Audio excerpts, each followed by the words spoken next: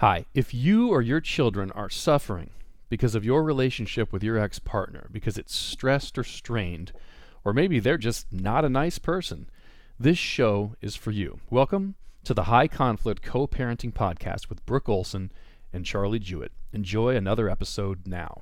Neurobiological perspective of this, like what's going on inside of somebody's nervous system, not just the emotions, but what's going on physically, right? Right. And what we're really talking about here is the voluntary versus the involuntary and how we can kind of cross those barriers, being aware of this involuntary cycle that's taking place that happens with the fight, flight, freeze sequencing, and how we can voluntarily intervene in it. So there's going to be some of these breaks in it, but we've talked about disengage, and that's the practical components of what we're talking about. What I'm trying to help people understand in this episode is to get their head around that so much of what's taking place, if we're not conscious of it, is involuntary. Yeah. So how we can intervene in that process and start to make inroads into changing this cycle. Got it. Now, before we get too deep, can I go totally off topic? Absolutely. All right.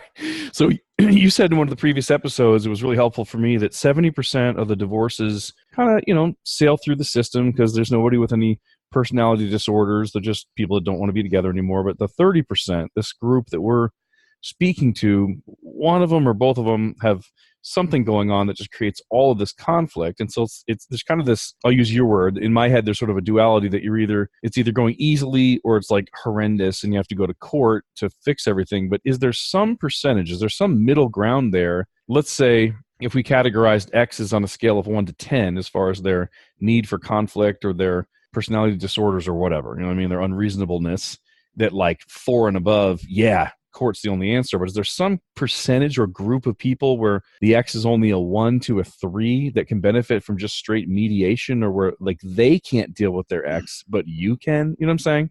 You can sort of mediate between the two of them? Yes.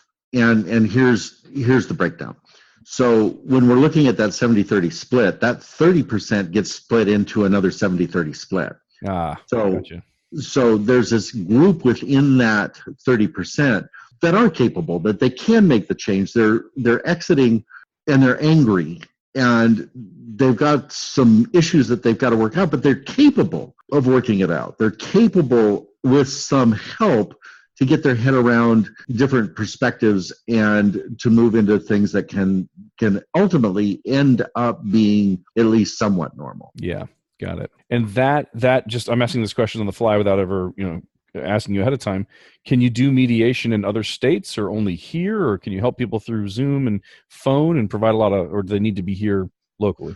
No, they don't have to be here locally. I can do mediation. I have done mediation via Skype. It's just a matter of setting the parameters down and having the rules set within that. Some of what I do is parent coordinating, and that is a quasi-mediation on some levels. And oftentimes I do those over Skype or a video conference as well. Awesome. Okay, perfect. So back to the nervous system. Now we'll get into the meat of the show. I just wanted to make sure that I understood that correctly and that people knew that you were available for help. This fight, flight, freeze thing, which you think of, this is more like we're used to it with animals, kind of deer in the headlight, that'd be freeze, right? Fight's going to be, I throw a rock into a beehive. They're not running for me. They're running after me, right? And I would say that there's a little bit more to that fight complex, because somebody is attacking me. I have these responses. These are the automatic responses in my system. I'm going to fight. I'm going to come at you. We're going to brawl. I'm going to run like hell, or I'm going to freeze. And these three responses are inherent in our nervous system. The freeze is a response of overwhelm. It's kind of like this idea of, I'm screwed. I'm just going to stop and I'm going to play dead. Mm-hmm.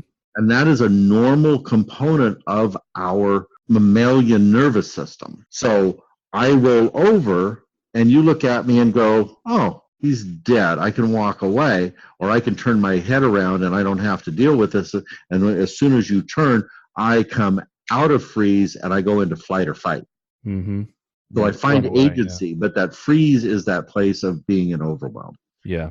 And that's inherent in this whole, it's a survival mechanism, right? It's the base function in our brain. Yeah. It's the reptilian brain of survival. And I first heard what I'm about to say from a guy named Ken Sandy, who runs a conciliation ministry, which is a strange word, but called Peacemaker Ministries. But he said that on the sort of the bookends of fight and flight, the most exaggerated you could get with each of these, the most exaggerated fight would be murder. The most exaggerated flight would be suicide. You agree with that? Yeah, fully checking out, right? So what do you want to say about this? Like, where does this show up in the listeners' lives, or is it only in the spouse, the ex-spouse they're dealing with, or is it in their own lives, or what are we talking about? This is showing up on both sides. This is that first threat, that first existential threat that triggers everybody into some form of action around us, and it's involuntary. The nervous system does this stuff on its own. Remember when we were doing one of our early podcasts and we were talking about it coming in and changing this, and one of the things that you said was, when somebody fires a gun, everybody ducks unless you are trained. Yeah, Secret Service. To stand up. Secret Service stands up and takes that bullet, right? Yep. So that's an intervention in that sequencing, but it takes consciousness and training to be able to make that intervention. And this is a little bit about what we're talking about today. You're talking about retraining the nervous system. Like I would think, and you'll have to tell me if I'm off base or whatever, I would think a text comes in from your ex and immediately you're feeling something and you want to write back and engage, right? Right. That's the fight. So pre-disengage, like we wouldn't even have to talk about disengage if there wasn't this neurological reality and a physical reality that something's happening chemically in your head, right? In your body, your heart, I'm sure your heart rate, the color of your skin, I'm sure that's all changing without knowing it. Like you sitting across from people have actually seen you notice it, right? Mm-hmm. Right. Like, look at your foot. Look what you're doing with your body. Look what's going on. How do you feel, right? So this is happening pre-disengage, and then we have to make decisions. And you're talking about take this as seriously as the Secret Service guys take their job. And yes, of course, there's a natural reaction, but it gets you in trouble. So let's retrain it. So what we're talking about is exactly that. And that is a matter of being conscious in somatic awareness of what is happening for me right now. And these sequences start really easily and simply, and it's hard to go through and intervene and break the cycle. These are sight, sound, smell triggers. Yep. And some of these triggers are even just autosuggestion. I can think about that conversation that I just had or am about to have with my attorney or my ex. And that sequencing starts. And I have a visceral reaction to it. My nervous system becomes on fire, and I have nothing to say about it. Mm-hmm. So what I want to be able to do is just learn how to go, oh, damn, I'm in it. Right. I'm just going to ride this thing out. Yeah. So you're talking about a pause. And instead of reacting initially, you recognize and say, uh-oh, I'm in this thing. My nervous system just stood up and wants to roar or wants to run or I'm feeling paralyzed or whatever. And It seems like from the next point, time is kind of an issue here, or time's kind of a tool that you can use wisely or not wisely if you need to give yourself space to settle down. I'm assuming your advice is not to react immediately to everything your crazy ex does, but to maybe take a breather and take a time out or talk to somebody like you or whatever before you react. Well, I'm suggesting that you don't engage in anything immediately with what is happening here, but to take time and do that. The sympathetic nervous system, again, this is an automatic piece. And if we engage in that, we get caught up in that sequencing and we don't get out of it. And that part of the brain takes over and it shuts off the cognitive process. I'm not able to process cognitively solutions if I am in the fight, flight, freeze. Yeah. So I need to be able to let that sympathetic nervous system change its momentum and let the parasympathetic, that calming down, that slowing down system come in. And when the parasympathetic comes in, The cognitive process is available, and the two are mutually exclusive. One does not exist when the other is there. Yeah. So the idea here is that we are paying attention in real time consistently to what's going on in my body. So I'm talking to you right now, and I'm also aware that I'm a little hungry at the moment, that my heart's racing a little bit because I like this conversation. I like what's happening here. It's one of my favorites.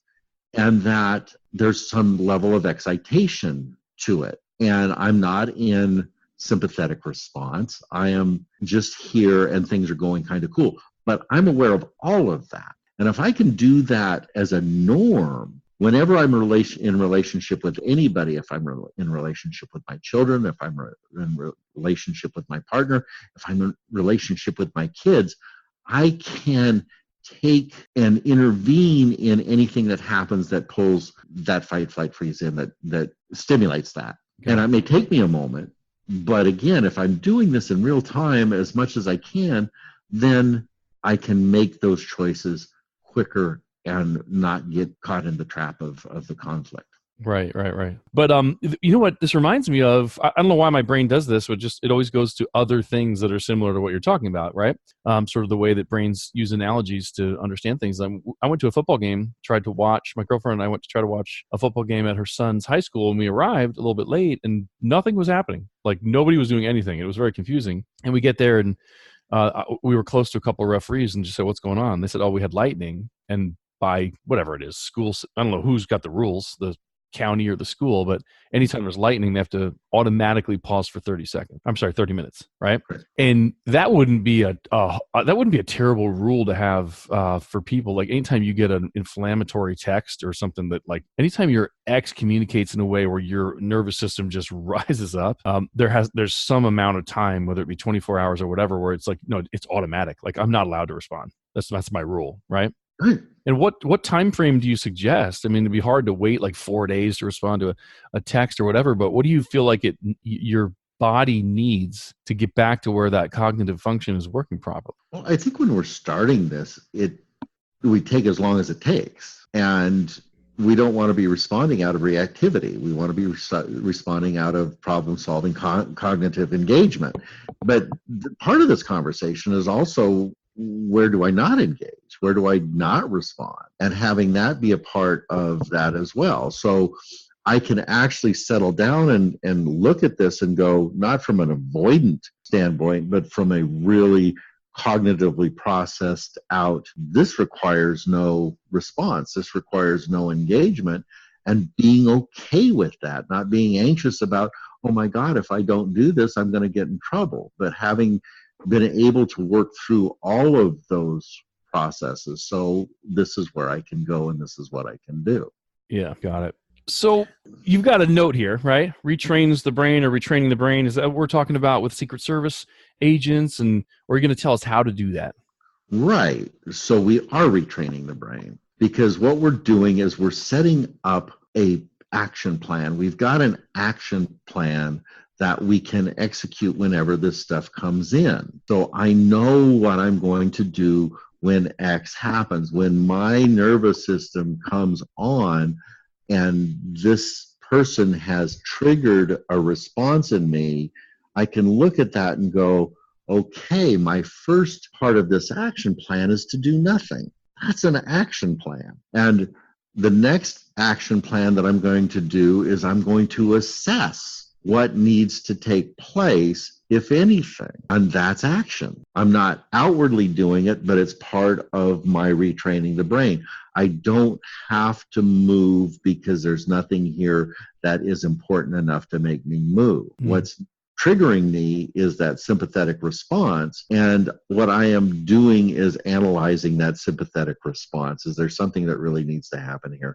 And the truth of the matter is, in most cases, there isn't. Mm-hmm. So, and then also part of what I'm trying to do is reframe that person. I'm trying to take that person and take that demon look off of their face and just go, they're just trying to control this because this is their need for themselves in their existential inquiry as to what they need to be on the planet. So they're just going through this stuff. So I'm going to look at this differently. So I'm looking at the whole picture from a different set of blueprints. Changing your perspective, yeah. Right. And as I'm doing that, I am starting to physically unplug the neural pathways that support that perspective.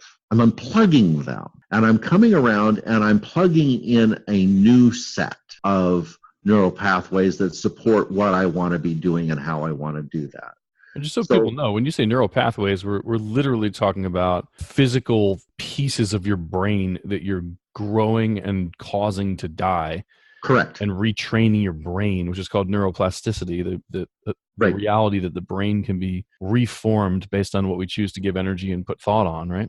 Absolutely. And it is a physical change that happens within the brain. The brain can only hold so many thoughts in one grouping. And when we change that patterning, they have to let go of something, because the neural growth factor that holds those pieces together, there's only so much of it. Yeah. And we are literally changing the architecture of our brain in this. And that's the beautiful piece. I mean, we're not stuck unless we choose to be stuck, or unless we don't have the capacity to be unstuck. Yeah. And here's the important differentiation in that is when we're talking about people with personality disorders, specifically these axis 2 cluster B pieces, they don't have that capacity. Right. They can't get there from here because the neural pathways that would guide them to take them there are not available. We need to, as far as changing perspective, because perspective is a huge thing, we need to view these guys more as handicapped, or like a lifeguard would view a drowning swimmer who's like trying to hurt them and fight. They're trying to save the swimmer. Right. And they're punching you in the face and trying to take you down with you, but they're just so in panic that they can't really think, right? They're just. I think that's a good word. I mean, there is a level of internal panic or an internal dysregulation that they can't get past. Right. And they don't have the ability for self-reflection or self-awareness. Yeah. And certainly not the ability, or at least they're not super skilled at empathy or putting themselves in someone else's shoes, be it the kids or you, and saying, what's it like what would it be like to be them with me acting this way? They're not doing that. They're just like, survive. Right. Yeah. Got it. So this action plan that we're talking about requires something that's called metacognition. And metacognition really is nothing more than or less than self-awareness. It's an enlightened state of some sort that gives us the ability to watch ourselves in real time and have an experience of the ability to literally watch what is happening in real time within my own system. Mm-hmm. So again, I talked about this a little bit earlier, but it's that somatic experience. I am looking at and watching what is happening internally in real time. I can feel this discomfort, and I can actually watch my reaction to that discomfort as I try to get out of it. Mm-hmm. Because that's ultimately what we're always trying to do, is we're trying to move away from that discomfort. And if I can be aware of this, and I can actually watch my body and my physicality and my mental state trying to reorganize around that, I can stop it and go, wait a minute, I'm just uncomfortable here. And then I can orient to this moment that says, oh, there's not a threat here. I don't have to deal with this now. I can do something different, and I don't have to follow it to action / catharsis. Right. Now, I want to stop here for a second. I want to talk about that, because when we are trying to move away from this discomfort by acting out, by yelling, by creating this big emotional outburst, that's catharsis. That is that place where I am just dumping all of this energy. And the problem with that is it feels good. getting really angry and dressing somebody down or slamming them in that moment feels really, really good. The problem is it doesn't last. There's this reuptake that happens that the next time it comes around, I have to dump again. Otherwise, it's too much to hold. And this keeps piling on, and it takes more and more energy to dump each time. And this is a large component of conflict. This catharsis. It is addicting. What it creates within the nervous system is addictive because I want to dump this. It feels really good to dump it. All the stuff that comes along with the chemical dumping that the body is doing feels good, and I want it, and I want it. And this is the only way I can find it. Let me ask you this question. I've shared this with you before, but it may be helpful for people to hear, and I'll be super transparent. I remember when we stopped going to counseling, my ex and I, because we'd gone to 8, 9 counselors or whatever, and I just made my decision that this is not, like, nothing's changing. I remember missing having an environment to share my concerns or to complain, basically. Right. Just say negative things. Right. I didn't have anywhere to do it anymore, right? I was completely disengaged, almost against my will, because I had decided that it wasn't working, right? But is that kind of what you're talking about as far as the addiction is like?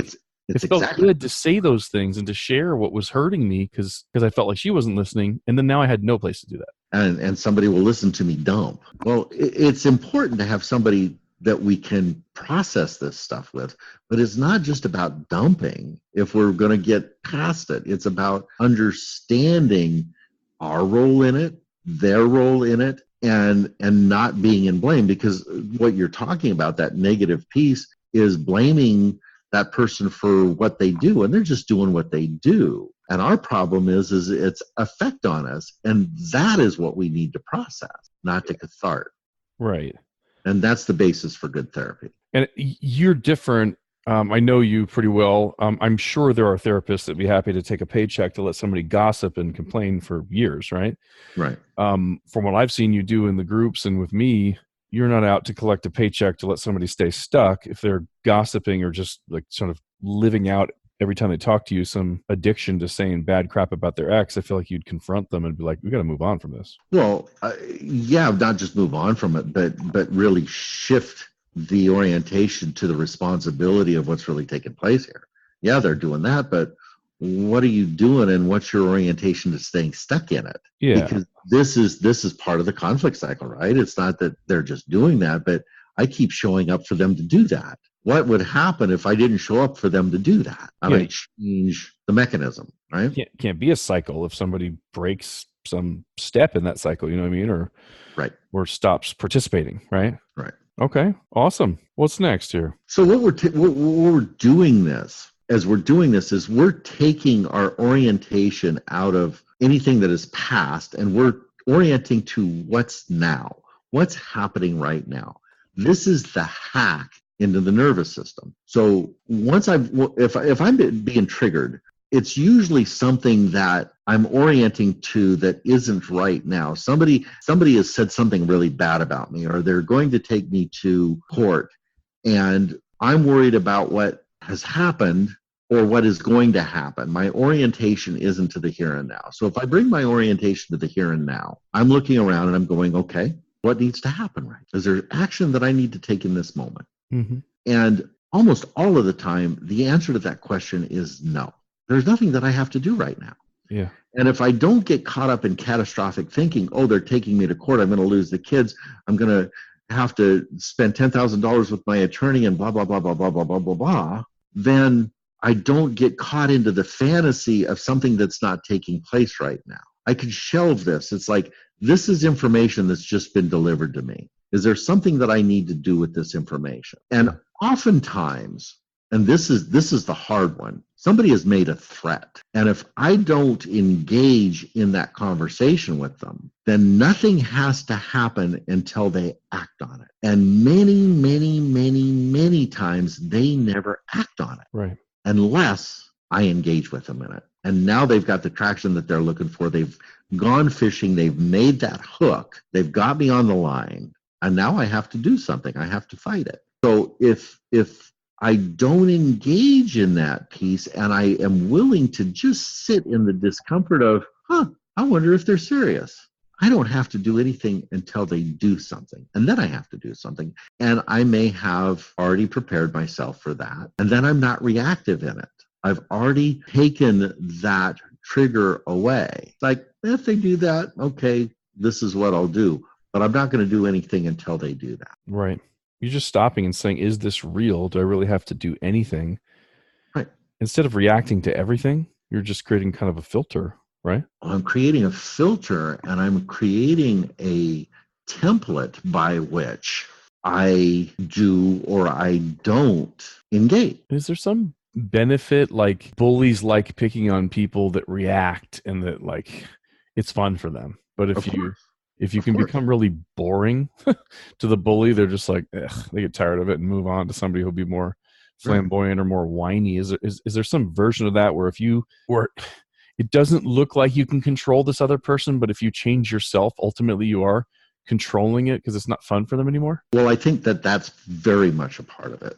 I think that that's very much a part of it. But there's also this place where bullies do not pick particularly on people that have potency. They don't pick on people that are present. And what you're really doing here is you are being potent and present by not doing anything. Mm-hmm. I'm here. You really want to do this with me? Yeah. So when you don't do something that they expect you to do, you have changed the program and they don't know what to do now. Right. So much of this back and forth in doing the conflict dance is a matter of predictability. You've done this with them for decades sometimes. Yeah. And when you no longer show up as that reactive person that they've learned how to manipulate, they go, wait a minute, I don't know what to do here. Right. And they may continue to really press hard to get you to go there. And if you don't go there, they're game changed. Yeah. And they have to start to step back and reassess. And that can really put them on the defensive, maybe for the first time in the process. Yeah. Because they don't know what's going to happen next. And it can be incredibly powerful. A lot of people who are feeling powerless because they have this dominant, abusive ex or whatever, actually have a lot more power if they focus on the right things. So it's definitely don't try to change your ex. Definitely don't necessarily. You don't necessarily have to fight and change the parenting plan or the reality, like we talked about in the last episode. What no one can stop you from. You don't have to wait for your next court date or wait for the ex to give you permission. What everybody can do immediately, all day long, is work on themselves. Right. And working on themselves, I think the first piece in this conversation when we're looking at high conflict is like, one is what do I do to keep this thing going? But also really what am I doing in my involuntary that keeps this going, and to start to understand and to hack into that involuntary response. Yeah. And that we can do. And it just takes this really strong intention of being present to what's happening for me right now. Yeah. And ideally, Charlie, this is, if we can do this everywhere in our lives, whether it's with our exes or a business partner or the person that's screaming at me on the freeway, it changes everything. I mean, making these changes in yourself and being able to hack into this is a lifetime game changer, not just with the conflict, but with everything that we do. I was thinking that as you're talking, like how many different other areas of your life would get better if you worked on this for this reason, right? You got this new skill for this one application, but it would have to show up in other places. So I used to, there was probably a 22-year period where I tried to live by what I called the 4 Ps. It was, instead of just pursuing success, and when I say success, I mean anything I wanted to accomplish in relationship or financial or at work or in my body or whatever, I would say, don't just pursue it, like just start working or whatever, but plan it out. That's the first P. Prepare for it, pray about it at that time of my life, and then pursue it. So it's just a very well thought out series of not being willy-nilly. And it sounds like from what you're saying, everyone would benefit from this, but certainly if you're in a high conflict relationship, if we could add a 5th P, which would be pause, right? So whenever something happens and you feel that change in your body, pause. Like don't just do something, sit there, which you've said before, right? And I'll add you a 6P. Do it. Presence. Like presence, like be present, right? Right. So pause, be present, then you can start, right? Planning it out, preparing for it. And then the pray can be anything. It doesn't have to be pray to one particular God. It can be sit peacefully, right? Instead of prayer or whatever, or just be quiet or another pause or whatever it is. But like don't just pursue, don't just react right away. Right. Take it more seriously, right? I have to think that there's a lot of correlation to martial arts as you're talking. You know what I mean? Like not to just freak out, but like a really good black belt is totally present and calm and waiting, not really about fear. And then only when that person takes an action and throws a punch, do the, like the minimal required movement to avoid the punch. You know what I'm saying? There's some relationship here to what's made martial arts kind of what it is and the peace that comes to people that know how to handle themselves but choose not to unless they have to. What comes out of being present is a 360-degree awareness. I am aware, if I'm fully present, I'm aware of everything that's going on around me, not just looking for that pinpoint place of where a threat might be. Because if I'm looking for a threat, I am always just looking for that threat in a pinpoint orientation.